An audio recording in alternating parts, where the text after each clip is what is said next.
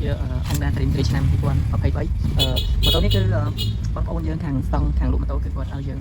លាងជាមួយនឹងម៉ាស៊ីនណាប្រភេទលាងម៉ាស៊ីនឲ្យគាត់ណាបាទហើយនេះបាទកន្លះនេះគឺក្រហមបែបនេះណាហើយដោយសារម៉ូតូនេះអតិថិជនរបស់គាត់ហ្នឹងគឺគាត់ជិះក្នុងតំបន់ដែលដីហុយដីក្រហមអញ្ចឹងបងបាទហើយអានេះគឺយើងធ្វើការបាទលាងសម្អាតជូនគាត់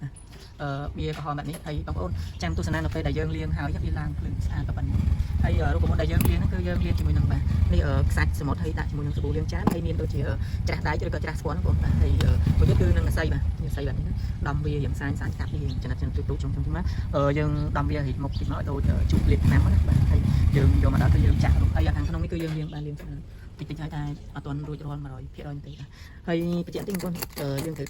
បើយើងលាងសិនគឺយើងត្រូវការលាងជាមួយនឹងខ្សាច់បែបនេះយើងអត់ប្រើទឹកថ្នាំទេបាទយើងលាងជាមួយនឹងសាប៊ូលាងចានហើយនឹងខ្សាច់សមុទ្រមិនបាច់ដាក់ទឹកទេបងណាបាទយើងកូរវាឡើងពពុះបែបហ្នឹងហើយយើងធ្វើការយកមកដាក់ជ្រលក់រួចយើងយកមករុះលើកន្លែងណាដែលក្រហមកាន់ស្នឹមដីក្រហមដីហុយអញ្ចឹងបងបាទអញ្ចឹងបងប្អូនចាំពេលខ្ញុំលាងហើយគឺខ្ញុំថតឲ្យបងប្អូនមើលបន្ថែមហើយកន្លែងគឺខ្ញុំរុះឲ្យបងប្អូនមើលបន្តិចបាទដោយសារវាប្រឡាក់មួយនឹងដីក្រហមបងយើងដោះបែបហ្នឹងជាមួយនឹងស័យហើយនឹងសាប៊ូលាងចានហើយសាច់សមុទ្ររបស់យើងអានេះលាងបែបធម្មជាតិយើងលាងហើយជាមួយនឹងថ្នាំ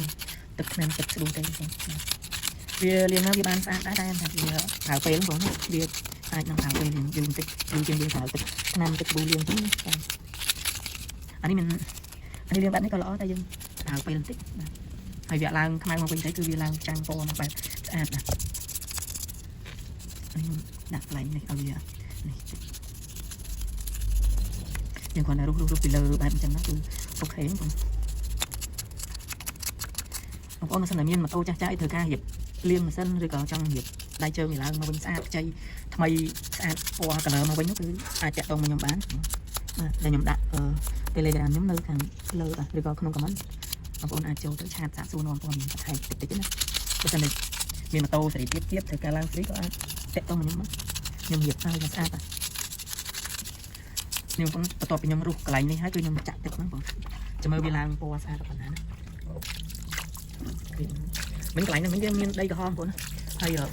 វាមានដីក្រហមតែខ្ញុំរុះទៅមកគឺវាឡើងពណ៌ color មកវិញបែបស្អាតហ្នឹងបងបាទហើយកន្លែងនេះក្បាលកន្លែងគឺយើងអត់បានលាងទេកន្លែងតែខាងនេះគឺយើងលាងហើយកន្លែងគឺយើងនៅប្រើពេលបន្តិចបងបែបធម្មជាតិដែរបងប្អូនចាំទស្សនាពេលខ្ញុំលាងហើយនេះបងប្អូនតើយើងលាងខាងនេះបានខ្លះចិត្តហើយមួយជាងនៅសល់ខាងសមីនេះហើយខ្សែដងនេះគឺយើងលាងហើយគឺវាឡើងបែបនេះវាអត់ភ្លឺពេកទេតែគាត់ថាវាលក្ខណៈថាស្អាតវានៅ color ដែរ